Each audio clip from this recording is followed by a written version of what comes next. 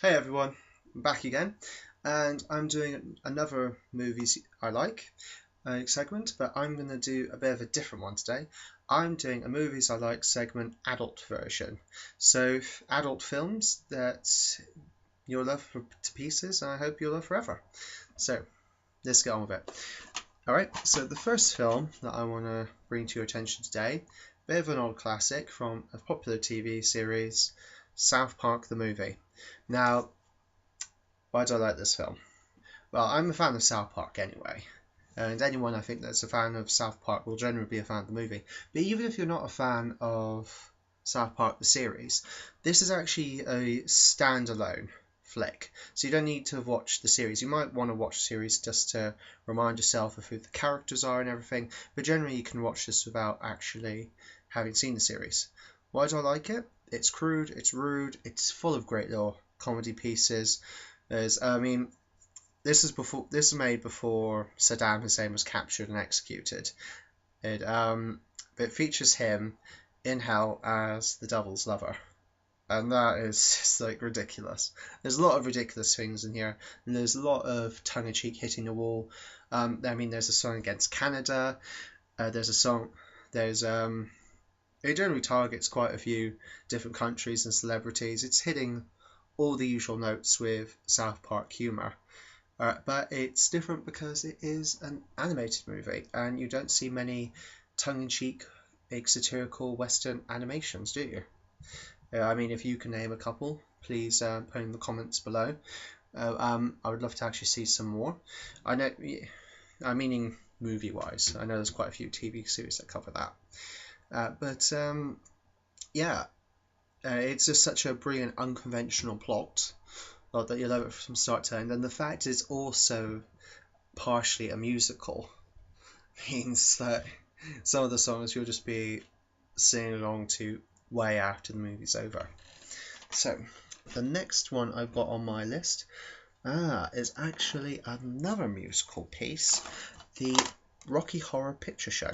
Sorry, disc is loose, I better sort that out now. Again, unconventional movie, unconventional plot.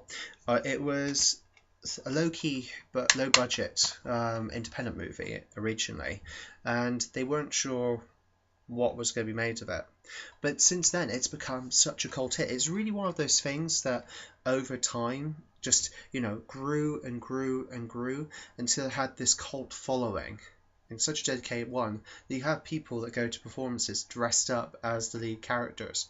And the lead character, the stereotypes from the film have become such well known outside of the film and the play that were made of it. It's such a popular stage musical now, and I think that's partially to do with the unforgettable characters, Dr. Frankenfurter, Rocky, the young innocent couple, the symbolism within the film of innocence slowly being corrupted by depravity and people then struggling to kind of regain their sanity and normality, and just really the funky dance numbers. Come on, Time Warp, Sweet Transvestite, all those brilliant song numbers just combined together to make this brilliant classic standalone package at the end of the day. There really is. There's many experiences out there, but there really is very few experiences quite like the Rocky Horror Picture Show. So yeah, definitely give it a go.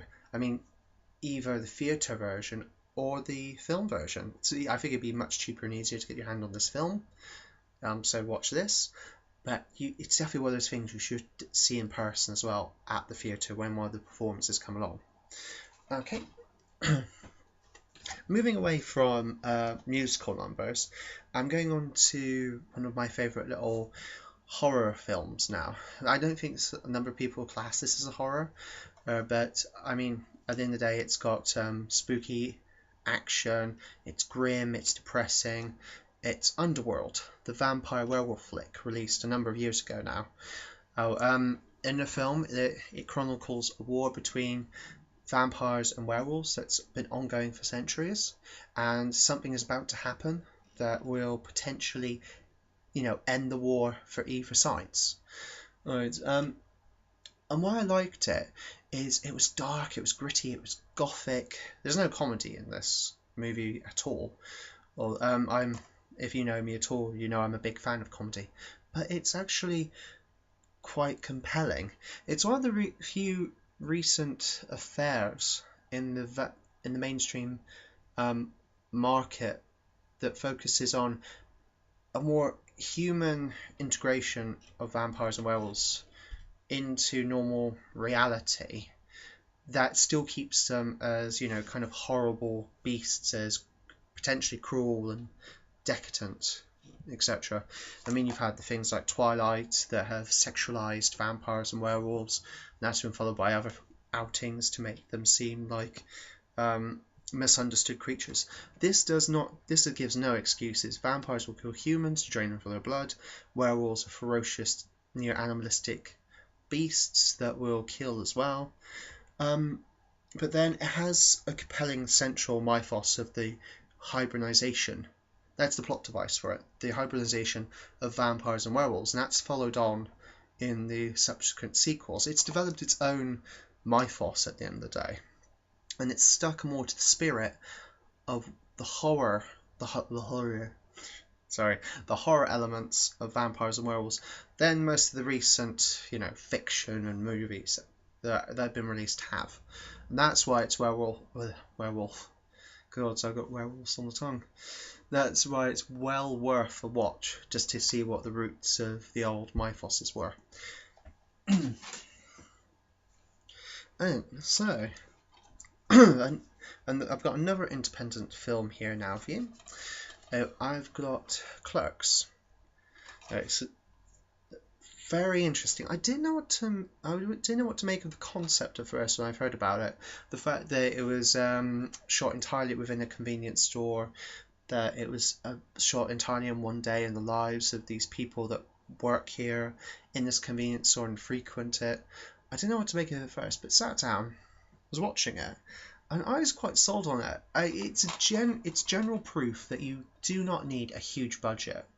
All this film and theatre companies that bang on about needing millions of pounds to do special graphics, to do special performances. No, you just need a good setting, a good story, actors that can act and have, just good roles to play, and you can make a solid film on a budget that's not even significant.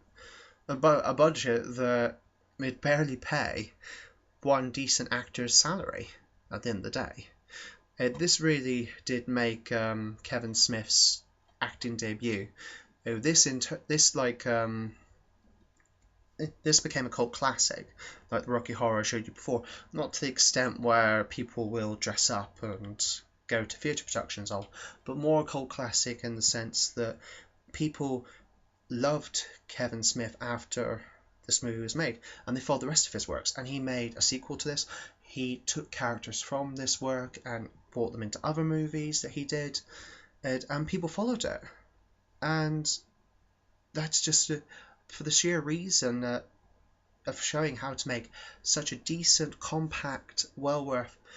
I mean, it didn't even really need a sequel. It was a great standalone classic. That's just well worth why it's worth watching, just to see something, and the fact it's all in black and white as well. It's almost as if it's meant to be shot just from a security camera in the shop. It's not done that way. You see outside shots and everything, but the fact is, the lack of color does not impact on it at all. If nothing else, it makes it more film noir than anything else, despite the fact it's not film noir. But anyway, I've talked enough about that one. Let's move on to my last one. And this is touching back on the first movie I talked about today, South Park the movie. I am now going to talk about Team America, World Police. Again, rude, crude, satirical. Rude, crude, and satirical in the sense of using puppets rather than cartoons. And whilst it may seem a bit of a superficial difference, it actually makes quite a big difference. If you watch the movie, you'll see what I mean. it was a parody against America's world policing and agenda that everyone makes fun about to mocks all the time.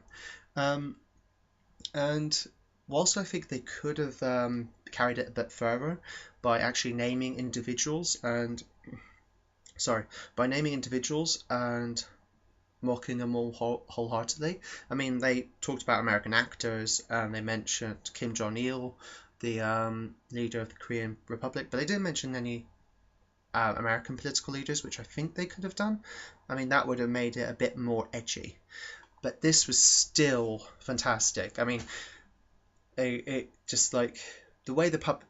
I think everyone was a bit worried that puppets weren't going to work, but they worked. In fact, halfway through, I was forgetting I was actually watching puppets. I thought I was either watching animation or actually real people moving around. I know that sounds a bit weird, but if you watch it, you just get taken in. You don't feel like you're just watching puppets on string. And the fact that they moved so realistically, the vehicles moved so realistically, and everything like that, is just incredible. They really should have done a sequel to this, I feel, and hopefully they'll consider doing one in the future.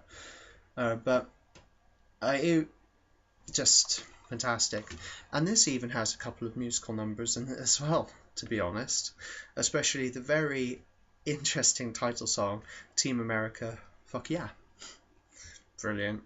And oh, and of course everyone else has heard of the infamous doll sex scene. I won't comment on that, just to say it will cause you to laugh. As a young teen watching at the cinema, I might have been slightly red-faced to embarrassment, but now I just laugh my head off. Oh, and if you want to see the Eiffel Tower, the Sphinx, the pyramids get absolutely blown to smithereens by friendly fire, then yeah, check it out. So yeah, I think that's everything to talk about today. I hope those slew of adult films will give you some suggestions of what to watch next. If you've got any adult films yourself that you quite like, that you want to recommend, leave a comment below. And yeah, well, I'll talk to you soon.